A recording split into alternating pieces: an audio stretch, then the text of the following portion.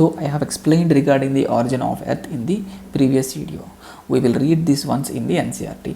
A large number of hypotheses has been put forth by different philosophers regarding the origin of the Earth. But one of the famous argument made by the Immanuel Kant, he proposed the idea of nebular hypothesis.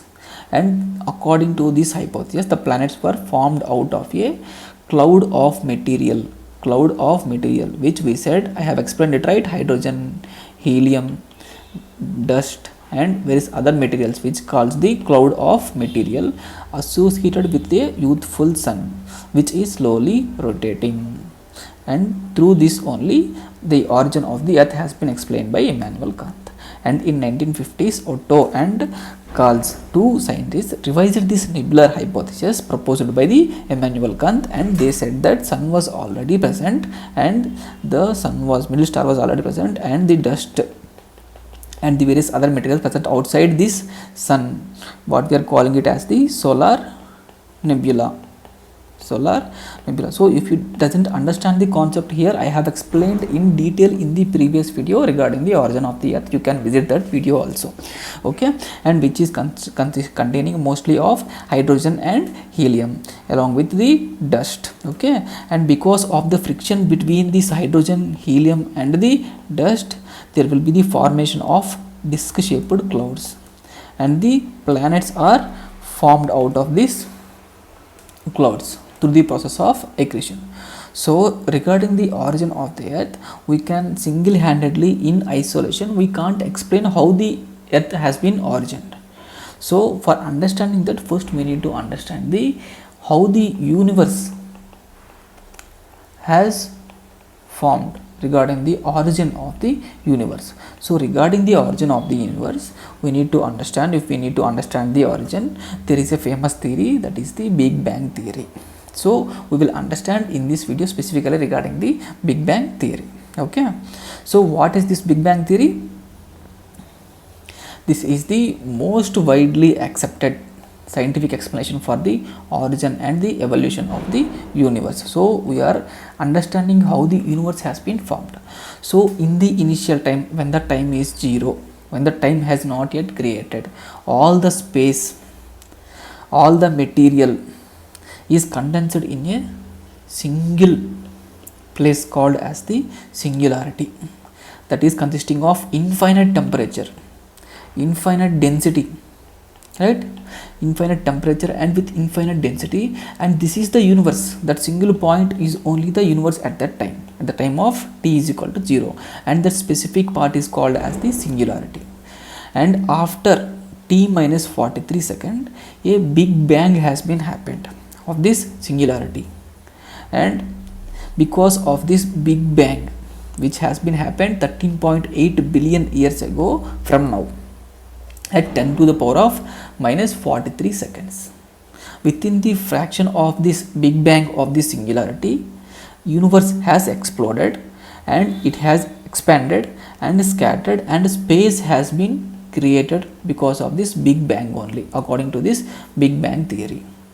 And energy started, because of the explosion, energy has started turning into matter in the first fraction of a second itself.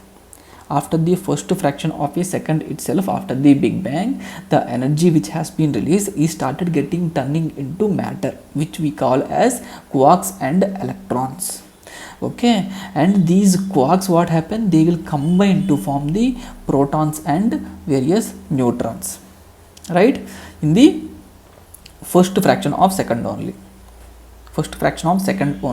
after the Big Bang event. And between first second to third minute of this Big Bang, the protons and neutrons will combine to form the deuterium, and this deuterium nucleus will fuse to form the helium also. And after that, what happened after that, and the temperature is so heavy that even though electrons are present at that time, they are not fusing with protons and neutrons to form the atoms, because the temperature is so high, it is not helping the electrons to combine with the protons and neutrons to form the atoms. So because of that, and after around 3,80,000 years, the universe has been bit cooled and electrons started combining with the protons and neutrons, and somehow they are forming the atoms because of the fusion of electrons with the nuclei, that is protons and neutrons, and atoms has been formed and universe has become to transparent to light. See, we can see here, right? In the image also we can see. So after that what happened, and so much of gas and all has been present, right? And gravity pulls the matter into clumps, and once the clumps, what happens in these clumps, because of the so much gravity, there will be hydrogen will be present in these clumps, right? Because of the temperature in these clumps, the hydrogen atoms will fuse, will starts getting fused, and what happens in the case of fusion? Helium will be formed and stars will form, right? This is how the sun also formed.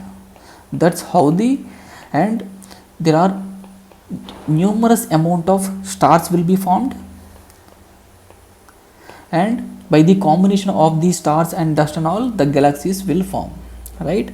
And galaxies are not static, they also moves. We can see here, this one is the galaxy, this one is like this, so many galaxies will be there, and they are not static, they are dynamic in nature, and galaxies will move apart, and some stars die and the new one will also born. This is a continuous process.